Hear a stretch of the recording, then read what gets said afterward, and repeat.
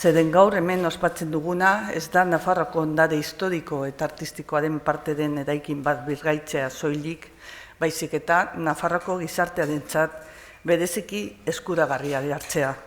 Argi genuen proiektua iraganeran berreskuraren kritikoaren konpromiso handiaren mailan egon behar zuela, etorkizun baketsua eta bizikidetzaskoa bermatzeko eta ziur nago Nafarroako erakundeek eta gizarte konpromiso hori erakutsi eta adierazi dutela luzaroan.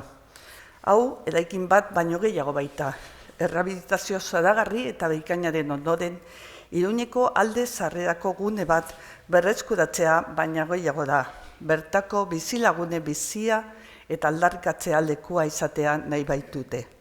Gaurtik aurrera, Rozalejo taupada horren barnean izango da. Eta patera ziritzi eta gaur egun Nafarroan bizi nahi duten personen etxea izango da, baita arraza, genero, erreligiotik mehatxuak jasan dituztenea ere. Memoria hori guztia hemen daudelako. Eta bere idazkerak eztabaida intelektual eta ideologiko berpiztu da Nafarroan.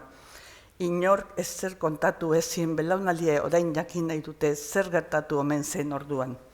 Beraz, lehen bezala, gaurko eguna egutegian gorriz markatutako data izango da, ez ezeren amaiera bezala, baizik eta elikatzen eraikitzen jarraitu behar den amets kolektibo baten hasiera bezala.